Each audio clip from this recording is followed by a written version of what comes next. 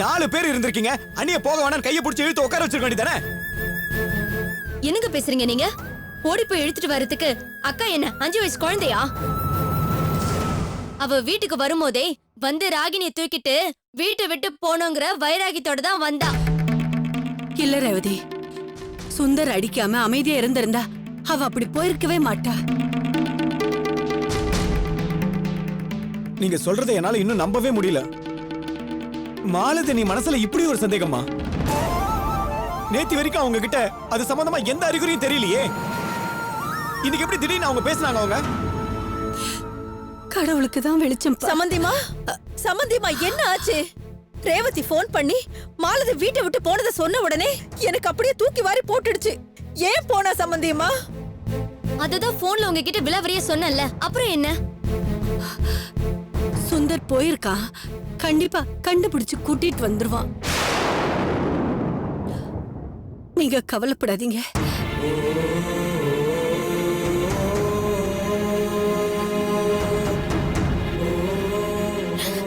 நந்தினி, நந்தினி, அக்காக்கு வந்த சந்தேகத்தை என்னால கொஞ்சம் கூட ஜீர்ணிக்க முடியலப்பா. என்னையும் மாமாவையும் சேர்த்து வச்சு பேசுறா.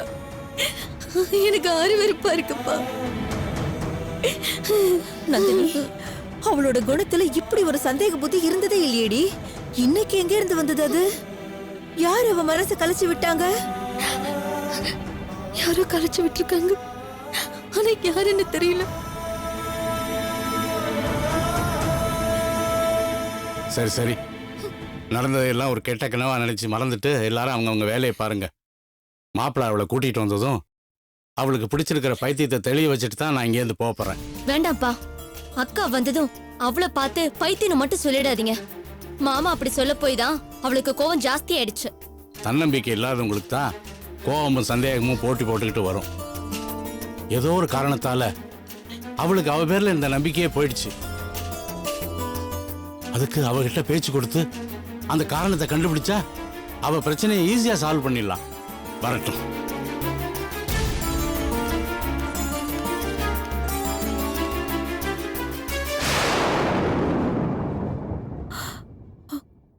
என்னங்க இது? மாப்பிள்ளை மட்டும் தனியா வராரு.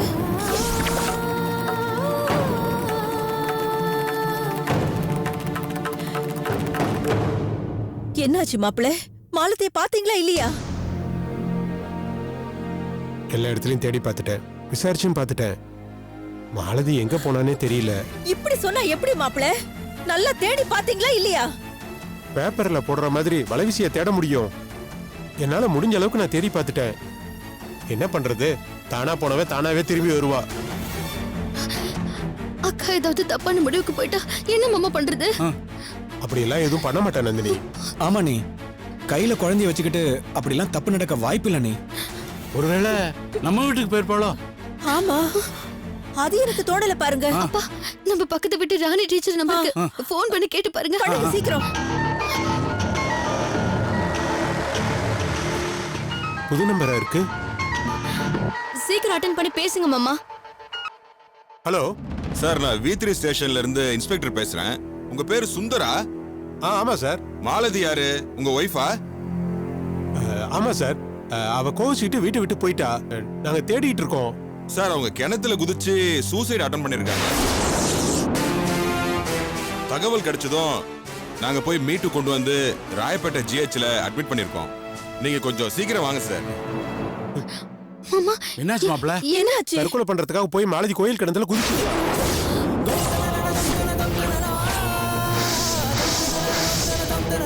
போலீஸ்காரங்க தூக்கிட்டு போய் ஹாஸ்பிடல் அட்மிட் பண்ணிருக்காங்க. மாமா வாங்க மாமா போய் பாருங்க. நான் என்ன பண்ணுவேன்? நந்தினி, நீ இப்ப அங்க போகாதமா. இல்ல அத்தை, நான் போய் தான் ஆகணும். அவளுக்கு நான் புரிய வைக்கணும். போய் அவ குழந்தையோட. அக்கா, ஏன் இந்த பொண்ணுக்கு இப்படி எல்லாம்?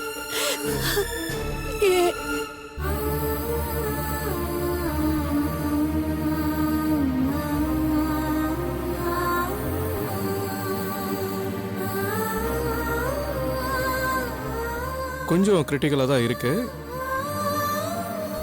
அவங்க நிறைய தண்ணி குடிச்சிருக்காங்க, அதனால மயக்கமா இருக்காங்க. அதனால அவங்க எழுஞ்ச உடனே நான் சொன்ன இன்ஜெக்ஷனை அவங்களுக்கு சிலைன் வாட்டர்ல மிக்ஸ் பண்ணி அவங்களுக்கு கொடுத்துருங்க. ஐயோ மாலதி, டாக்டர் என் பொண்ணு பேத்தி எப்படி இருக்காங்க? அவங்க 2 பேரும் உயிருக்கும் எந்த ஆபத்தும் இல்லையே? நல்லா இருக்காங்கம்மா, எந்த ஆபத்தும் இல்ல. இத்தனை பேர்லாம் உள்ள வரக்கூடாது. வாங்க வெளியில வாங்க வாங்க. ஐயோ. மாலதி, சொல்றதை கேளுங்கம்மா, வாங்க வெளியில வாங்க ப்ளீஸ். சார், எங்களோட அப்பா சார், வெளியில வாங்க. மனைவி நாங்க பார்த்துட்டு போயிடுறோம். ப்ளீஸ் கொஞ்சம் கோஆபரேட் பண்ணுங்க. வாங்க வெளியில. கடவுளே, நான் என்ன பண்ணுவேன்? மா போங்க, வெளியே போங்க, டாக்டர் சொல்லிட்டு போயிருக்காருல.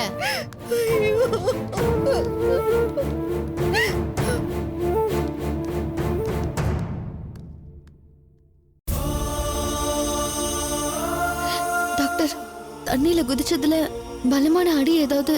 அதெல்லாம் எந்த காயமும் இல்லம்மா. நிறைய தண்ணி குடிச்சிருக்காங்க, வெளியில எடுத்துட்டோம்.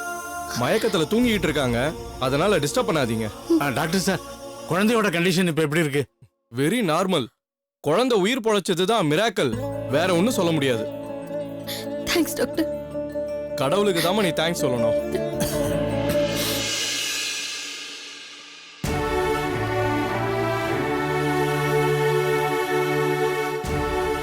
இவளுக்கு புத்தி மழுங்கி போச்சுங்க. இல்லனா இப்படி ஒரு தப்பா பண்ணிருக்க மாட்டா. இவ கண்ணு முழிச்சதுக்கு அப்புறம் என்ன சொல்ல போறா, என்ன பண்ண போறான்னு தெரியலையே. அது நினைச்சாதாங்க எனக்கு பயமா இருக்கு.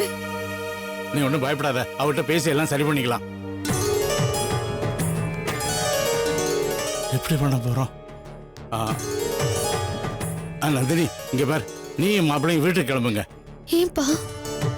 மாலத்தி கண்ணு முடிச்சதும் உங்களை பார்த்தா பயங்கரமா கோவப்படுவா, சத்தம் போடுவா. உங்க மேல வந்த சந்தேகத்தால அவ உயிரையே விட துணிஞ்சிருக்கால. அப்ப அவ மனசுல எவ்வளவு கோவம் இருந்திருக்கும். அது தணிஞ்சதுக்கு அப்புறம் தான் நீங்க அவளை பார்க்கணும். நானும் அம்மாவும் அவகிட்ட பக்குவமா பேசி அவ கோவத்தை தனிய வச்சு வீட்டுக்கு கூட்டிட்டு வந்துடுறோம். நீங்க 2 பேரும் கிளம்புங்க. ஆமாமா, ஒருவேளை அவ மனசை சமாதானப்படுத்த முடியலன்னா அவளை நம்ம வீட்டுக்கு நாங்க கூட்டிட்டு போறோம்மா. ஒரு 2-3 நாளைக்கு அவ அங்க இருக்கட்டும். மனசு ஆறுனதுக்கு அப்புறம் நாங்களே அவளை உங்க வீட்டுக்கு கூட்டிட்டு வரோமா. ஆமாம்மா, அதுதாம்மா சரியா இருக்கும்.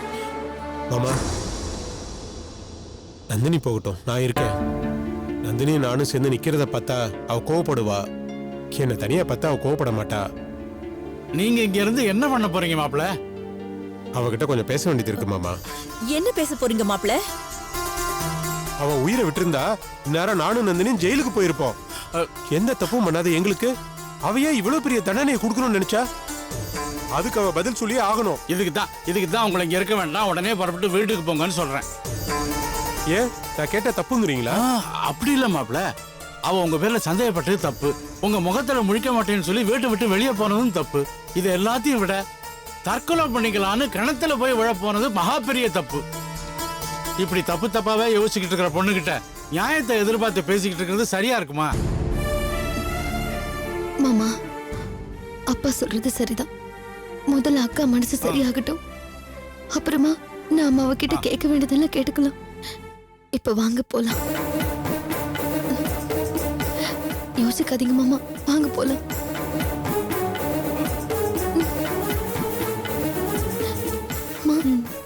போயிட்டு வாமா.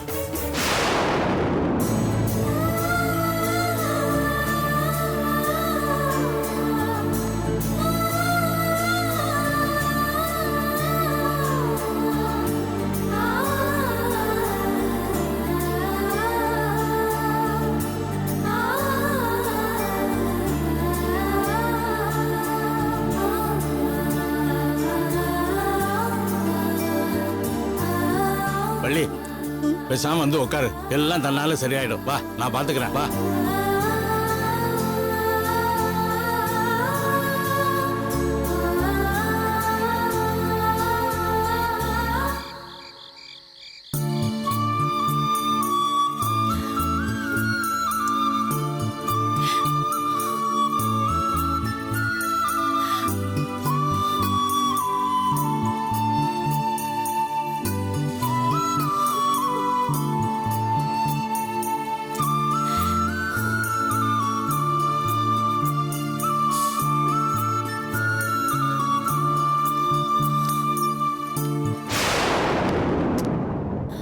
ஏமா, அறிவு இருக்காமா உனக்கு? சூசைட் பண்ணிக்க போற அளவுக்கு அப்படி என்னமா பிரச்சனை உனக்கு?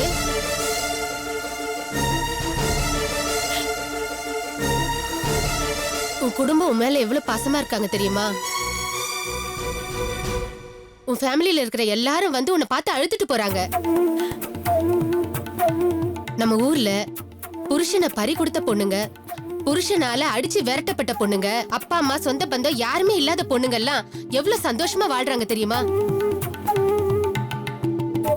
இப்படி எல்லாருமே இருந்தும் அநியாயமா வாழ்க்கையை தொலைக்க பார்த்திருக்கியே. அதை விட முட்டாள்தனம் இந்த உலகத்துல எதுவுமே கிடையாதுமா.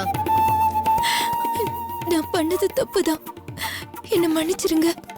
என்கிட்ட எதுக்குமா மன்னிப்பு கேக்குற? உங்க அப்பா அம்மா கிட்ட போய் மன்னிப்பு கேளு. வெளியே வெயிட் பண்ணிட்டு இருக்காங்க.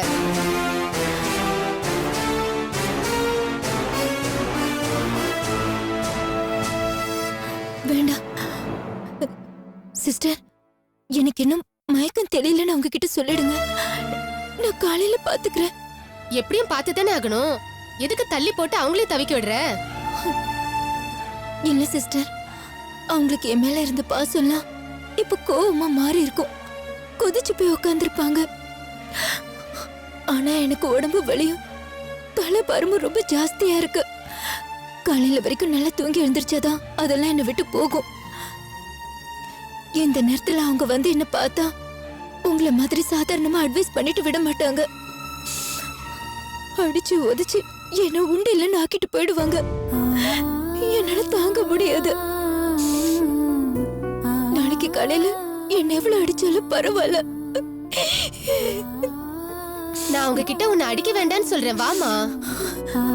வேண்டாம் சிஸ்டர், நான் பண்ண தப்புக்கு எங்க அப்பா அம்மா கிட்ட அடி வாங்கினாதான் எனக்கு நிம்மதியாவே இருக்கும். இவ்ளோ நல்ல பொண்ணா இருக்கியேம்மா, அப்புறம் எப்படி இப்படி ஒரு தப்பு காரியம் பண்ண போன நீ? என்னால நம்பவே முடியலையேம்மா. சரி, என்ன சாப்பிடுற? வார்ட் பாய் கிட்ட கொடுத்து அனுப்புறேன். இல்ல சிஸ்டர், எனக்கு ஒண்ணும் வேண்டாம். குழந்தைக்கு ஃபீடிங் பாட்டில்ல கொஞ்சம் பால் மட்டும் கொடுத்து அனுப்புங்க, அதுவே போதும்.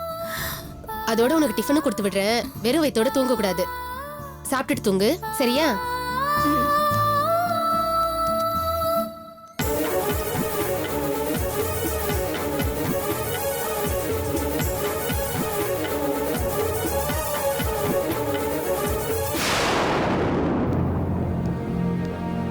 சிஸ்டர், இப்போ என் பொண்ணை பார்க்கலாமா? ஐயோ, இப்பெல்லாம் பார்க்க கூடாது. காலையில 6 மணிக்கு கண்ணு வெளிச்சதும் பாருங்க.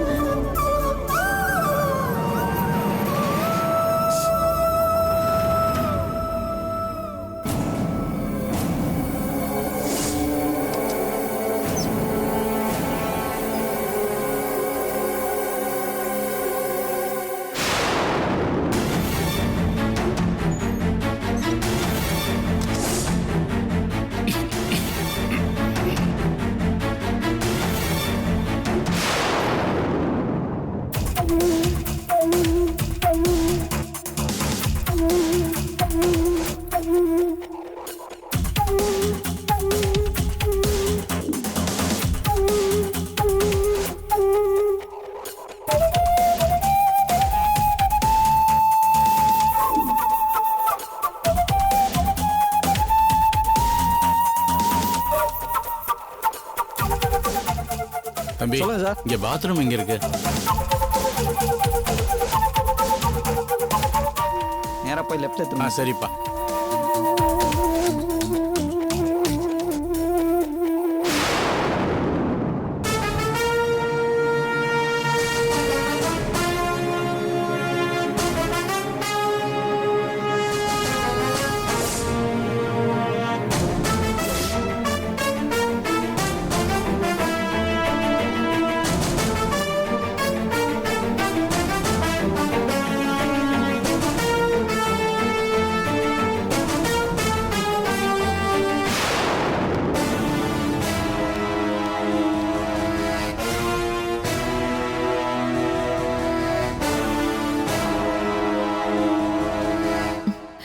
எங்கெங்க போனீங்க? பாத்ரூம் போயிட்டு இருந்தம்மா. சரி சரி, முழிச்சிட்டு இருக்காதீங்க, உட்காந்தே தூங்குங்க. காலையில 6-7 மணிக்கு மேலதான் மாலதி கண்ணு முழிப்பா. அப்பதான் நம்ம அவளை பார்க்க முடியும். தூக்கம் தான் வரமாட்டேங்குதே.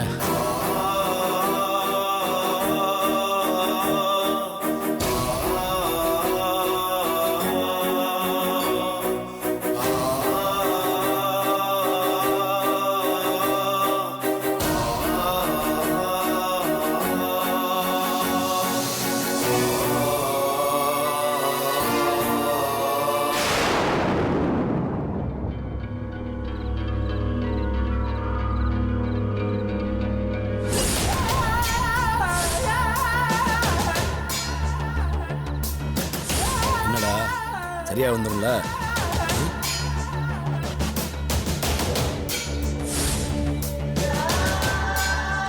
ஏமா இல்லம்மா, ஆட்டோல போலாம் வாமா. ஏமா உங்க சொல்றேன். வேண்டாங்க. ஏமா சொல்றத கேளுமா. இந்த நைட்டான நேரத்துல குழந்தைய தூக்கிட்டு போயிட்டு இருக்கல. ஏமா பார்த்தா பரிதாபமா இருக்கு, வாமா. நான் தான் வேண்டான்னு சொல்றேன் இல்லைங்க. ஏமா உன்னை பார்த்தா கஷ்டமா இருக்கு, குழந்தையாவது கொடுத்துட்டு போமா. குழந்தை எதுக்கு? ஒண்ணு இல்ல, முத்தம் கொடுக்குதாமா.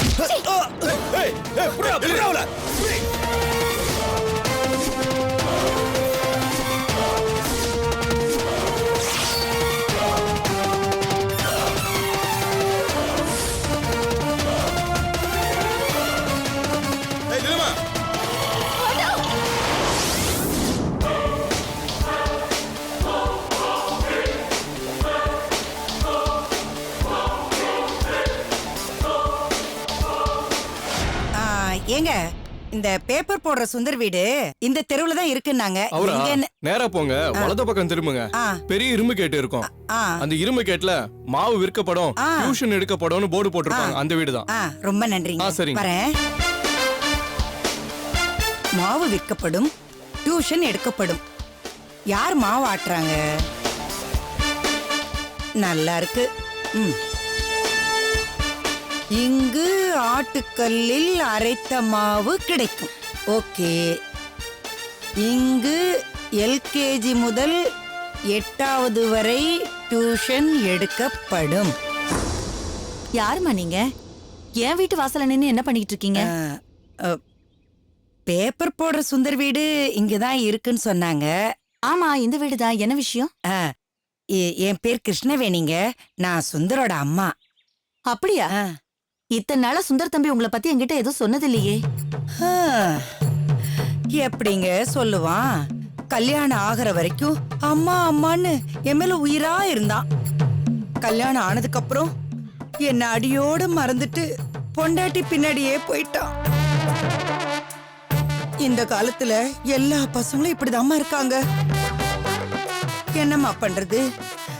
விதியை நொந்துகிட்டு ஆதரவற்றர் இல்லம், முதியோர் காப்பகம், அந்த காப்பகம், இந்த காப்பகம்னு எங்கெங்கயோ போய் தங்கி பார்த்தேன். தங்கறதுக்கு இடமும் திங்கறதுக்கு சோறும் கிடைச்சா போதுமா? மனசுன்னு ஒண்ணு இருக்கே, அது எந்த இடத்துலயும் என்ன நிலையா தங்க விடல. உன் பையனை போய் பாரு, உன் பையனை போய் பாருன்னு எல்லா நாளும் எல்லா நேரமும் என் மனசு நச்சரிச்சுக்கிட்டே இருந்துச்சு. நானும் இந்த ஊர்ல தேடாத இடம் இல்ல, தேடாத வீதி இல்ல. கடைசியா ஒரு ஆள் தான் இங்க இருக்கான்னு சொன்னாங்க. அதான் வீடு தேடி வந்தேன். வந்தது தப்பு இல்லைங்க. இதோ இந்த வீடுதான். போங்க, சந்தோஷமா பையனை பார்த்து பேசிட்டு சாப்பிட்டு கிளம்புங்க. கிளம்புறதா? நான் தங்கறதுக்குள்ள வந்திருக்கேன்.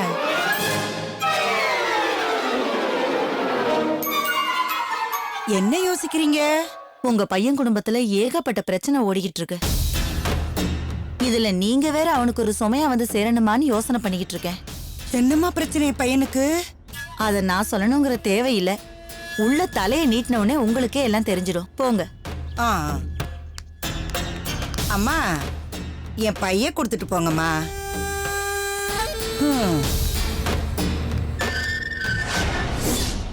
சுந்தரே, அம்மா வந்திருக்கேன்டா. அத்தை வாங்க. அத்தை நல்லா இருக்கீங்களா? உள்ள வாங்க. என்னவோ இருக்கேம்மா. நீங்கெல்லாம் நல்லா இருக்கீங்களா? நீ எதுக்கு இங்க வந்த?